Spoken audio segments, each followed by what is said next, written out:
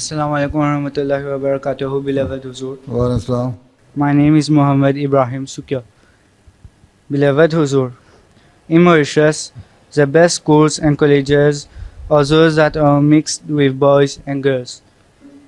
Should we go for these schools or choose schools that are reserved for boys only, even if these might not offer the same standard of education?